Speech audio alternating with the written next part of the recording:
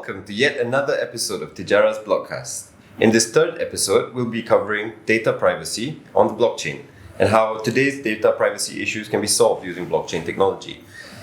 Today I have with me our blockchain expert, Mr. Arun Kumar. Hi Mr. Arun, how are you today? Hello Dimitri, I'm good. Welcome back to the show. Thank you. So I'll start off with talking about how privacy issues are happening today. Let's use a basic example of social media. When you upload photos to social media, they're kept in a centralized database, completely under the control of the company which is running that database. So for example, at any time your data can be deleted when you put it up on Facebook by Facebook themselves. When you put up a video on Instagram, they can easily delete it. So the issue here is not having control over your own data. So what are your thoughts on this?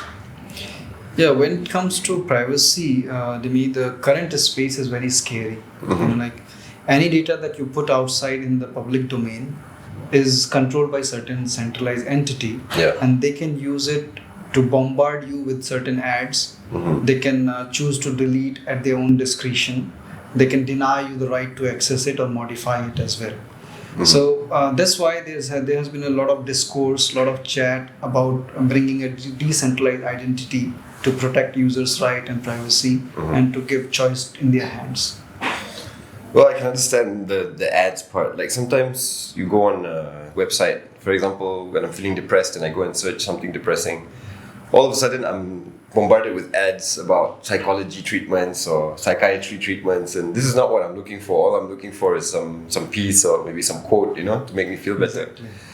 So this is quite scary because every single feeling you have or everything you put into Google, they know about. They know exactly how you're feeling on any day. They know exactly what kind of things you search for on certain times of the day. Mm-hmm. It's quite scary because they can track you and everything. That's very intrusive as well. Yeah. Because they're intruding into your privacy.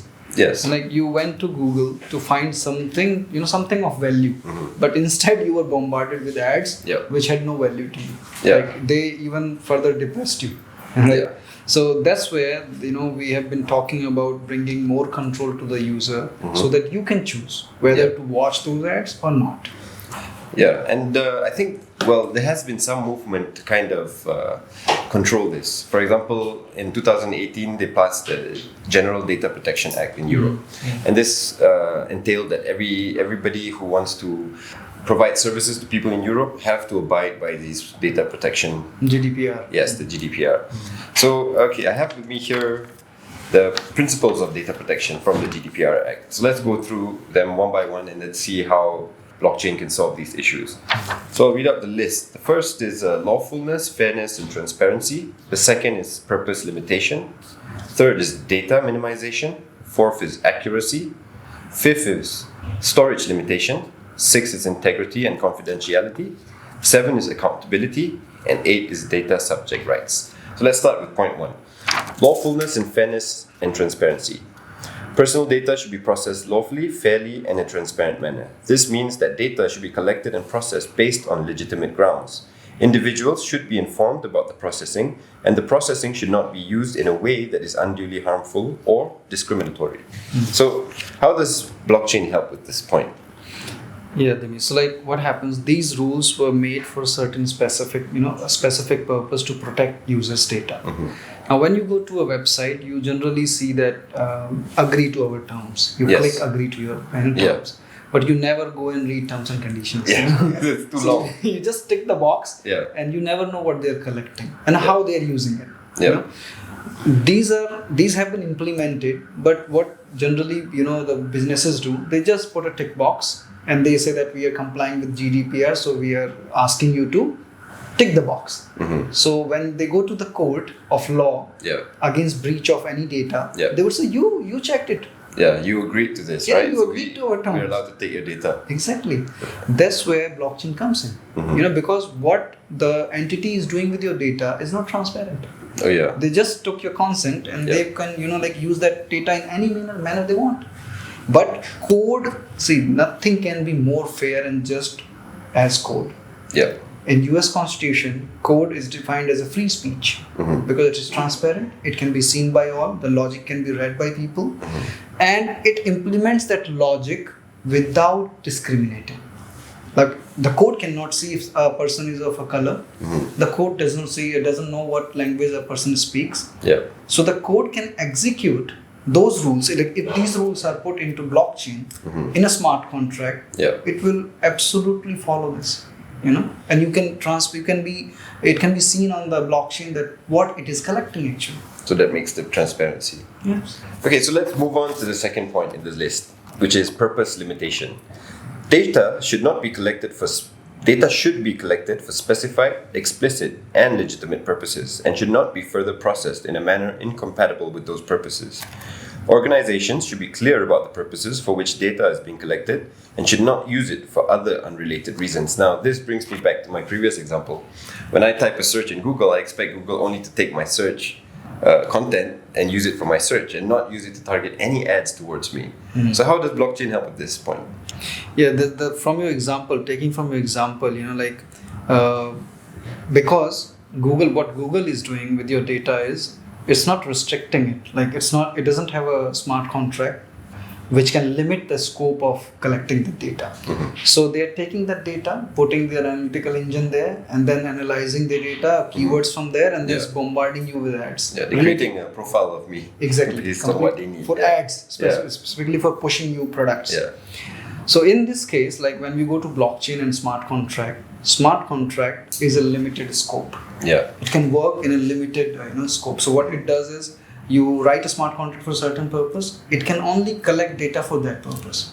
It will not replicate it, it will not distribute it to any other person. Like for example, you go to buy a SIM, or I go to buy a SIM and I give them my passport to copy. Now the employee there can take that copy and distribute it to real estate companies, to credit card companies, to various other players in the market. And then from next day onwards, as soon as my SIM is activated, I start receiving calls from real estate agents, from credit card agents. Now, smart contract does not allow that. Okay, all right, that's a good point. So let's move on to point number 3, data minimization. Data collected should be adequate, relevant, and limited to what is necessary for the intended purpose of processing. Unnecessary or excessive data collection should be avoided. So as you mentioned earlier, the smart contracts can limit this data that's being collected. But how does it make sure that it creates a whole picture of the person or the data that you have on the blockchain? Like if, for example, there is a browser right now in Brave browser. Yeah, okay, Brave. Yeah, it's my favorite browser now. I don't have to worry about ads or anything. Exactly. So even I use Brave browser. Most of the blockchain developers use Brave browser because it limits. It does exactly this, data minimization. Like it doesn't bombard you with. It doesn't take your search data and bombard you with ads. It specifically asks you whether you want to see ads or not. I can choose to watch 5 ads per day, 12 ads per day. And also for watching those ads, I get paid. Yeah, that's exactly what I thought. I mean, if people are taking your data, the only person who should be earning from your data is you, right? If you're selling, you should sell your own data and earn. Exactly. Like I should have a choice. Like even if I have to see some ads, I should have a choice. Like I must choose, I want to see real estate ads. Like I'm in the age of 35, I'm looking for my own house. So the most relevant thing for me is a good house at a good price.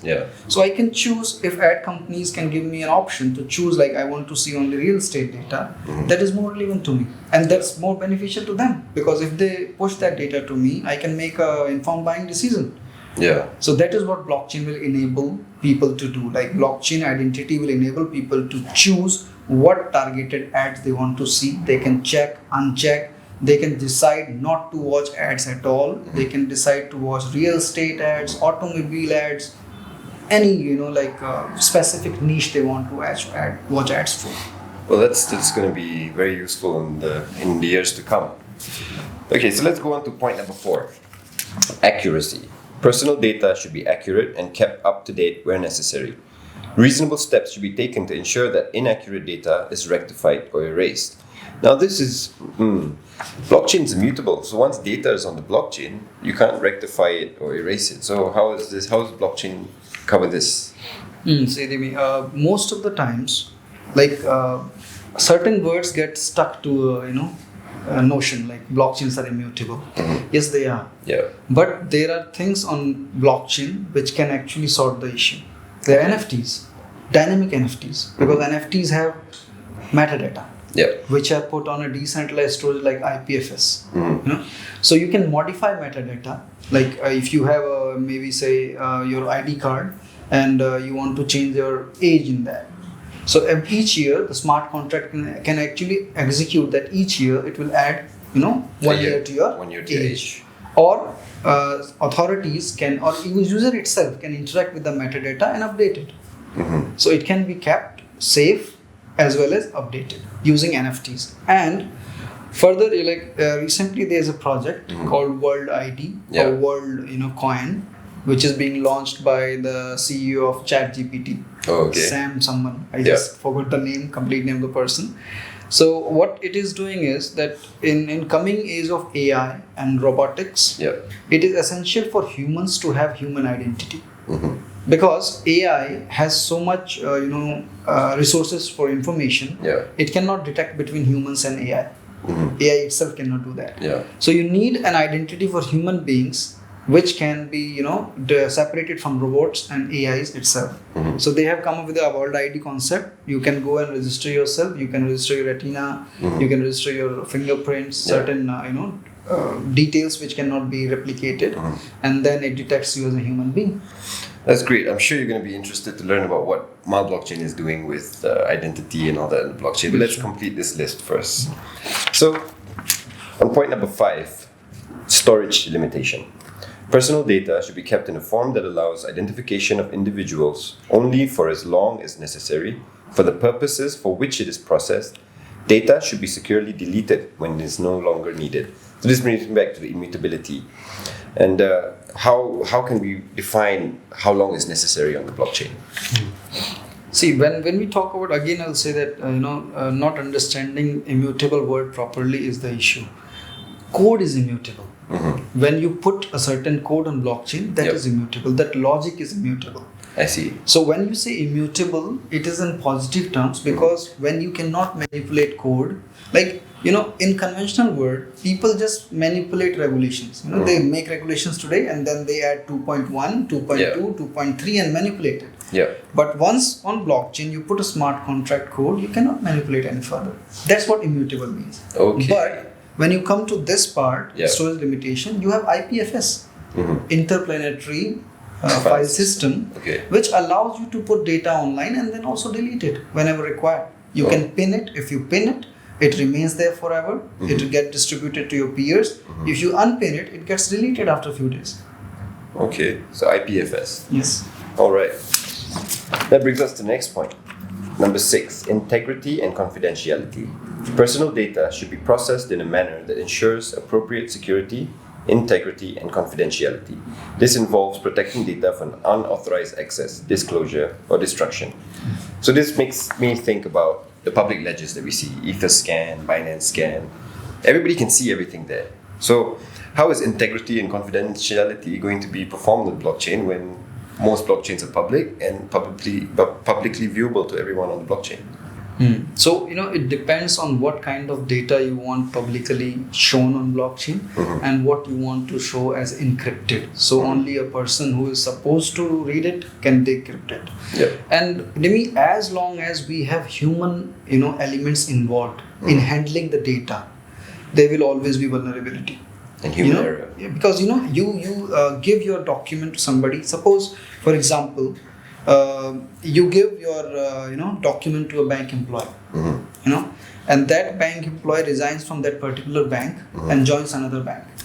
Now, in order to benefit the next bank and gain his position, he might use that document that you gave him, not for the bank that he used to work for the new bank. But you did not allow him to do that. He was not supposed to do that. So as long as there is a human element involved, there can be manipulation, there can be misuse of data. But when it comes to blockchain, they can be entirely encrypted. So even if a person has access to your, they can see your data, but they cannot decrypt it. Means they will see some random words, and those random words mean nothing. So it encrypts, because blockchain uses the encryption mechanism called SHA-256, which is by far the most secure encryption mechanism.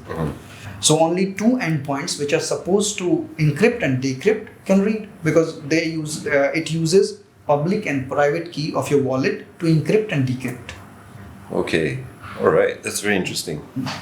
Okay, so let's go on to the next point here. Number 7, now this one's important. Accountability. Data controllers, organizations or individuals who determine the purpose and means of data processing are responsible for complying with data protection principles. They should be able to demonstrate their compliance and be accountable for their data processing activities. Now, currently, big organizations who take your data and process them, there's not much transparency. You don't get to see what they're doing with that. So how would blockchain benefit in this point? Accountability.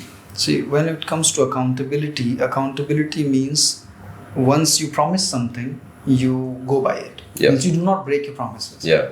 But next to impossible. Most organizations break their promises. Yeah. And the only option you have now is to go to court. You can go to court and spend years fighting against them, big conglomerates.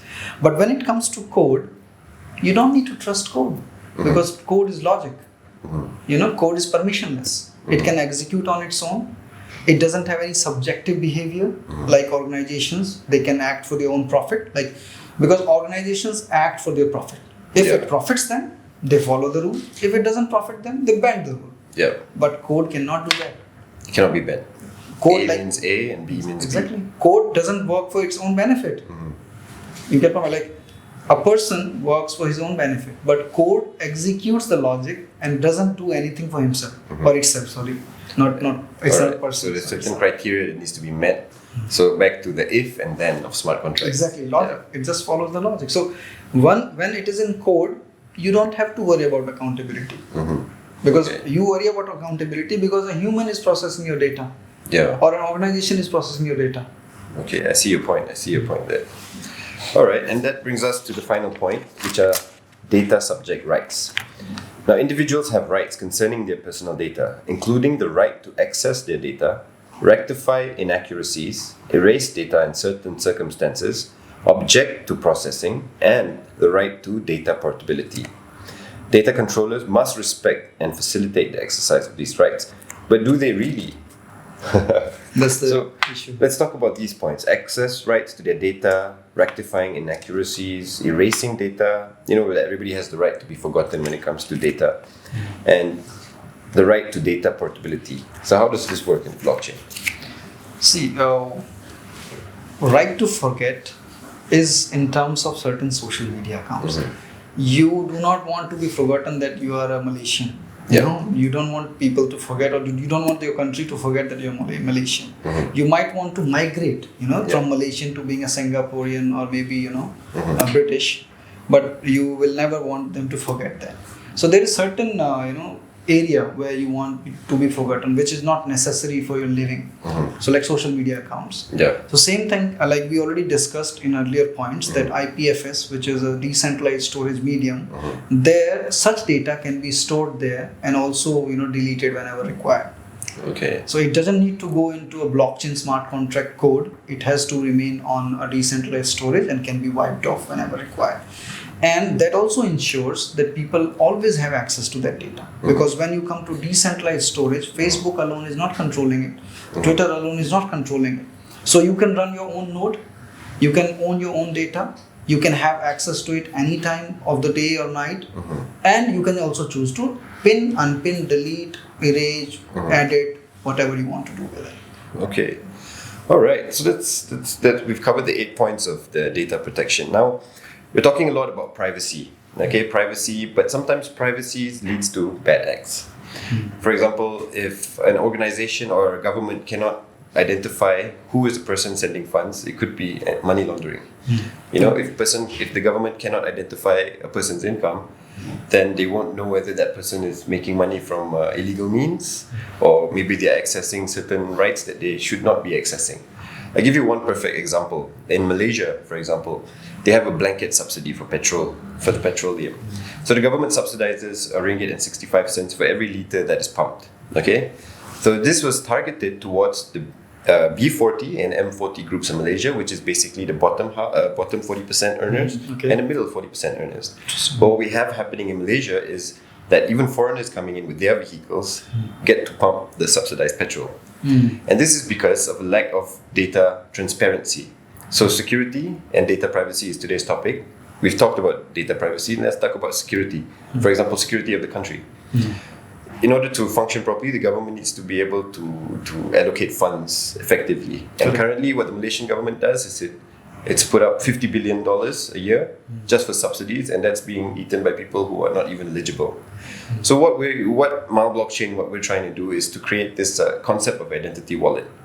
And anybody who registers on this wallet has to register their income, their house, their type of car that's driving, and this will let you know whether that person is eligible for a petrol subsidy. Okay. So what are your thoughts on this? What do you think about this? See, I agree to you, I agree with you. When it comes to privacy, especially financial privacy, it cannot be absolute.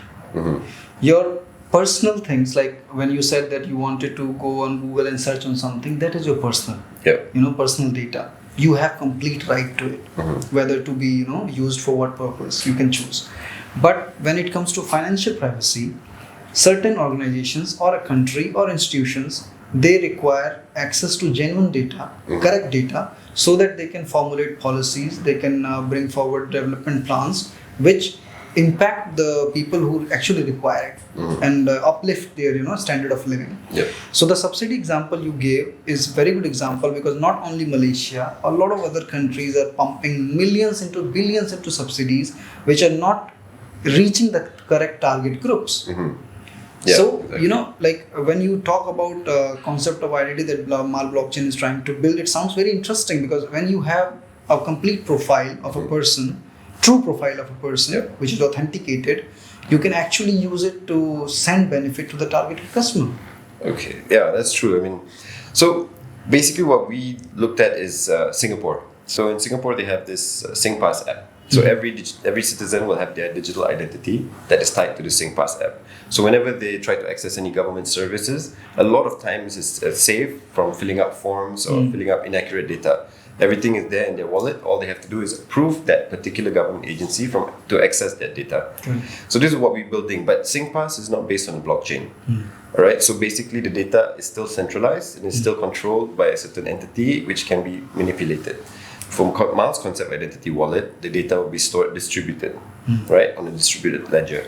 And at the same time, any transactions which happen on Maalblockchain can be identified by certain institutions which are allowed to identify the people. So now you have a ledger which governments can see, and they can identify any money laundering cases or any fraud cases. And this is what we're trying to build with Maalblockchain. How do you think about that? Yeah, what I see it as is, when it comes to financial, terms, you still have, on blockchain, you still have a choice to choose or not to choose to avail certain services. Yes. Like if you have a complete financial profile of a person, and if I don't choose to share it with the government, I do not get the subsidy. As simple as that. I still have the right. Yes, you do. On blockchain, I still have the right to keep it private. I don't want to tell you how much I'm earning. But I don't get the subsidy at the same time. So you don't get access to the benefits. Exactly. So when it comes to accessing certain services, the person or the institution providing the services has complete right to deny you. Those services if you do not share the data. Or pass the proportional benefit depending on your financial profile. Exactly. So what you are suggesting is a perfect solution for subsidy, because it will end up saving them billions of dollars. Okay. Excuse me. And I'm very excited to see how MaalChain is going to be launching its concept identity wallet. So for those of you who'd like to follow the Maal concept identity wallet's development, you can visit maalblockchain.com. And I think that's all the time we have for today. I'd like to thank everybody here for watching, and if you like to see more updates and watch our further videos, please like, subscribe, and follow our channel. And also go and give us support on our social media. There you can get other updates. For example, every event that we might be having in Maalblockchain and Tijarah Holding. All right, thanks for watching. Bye.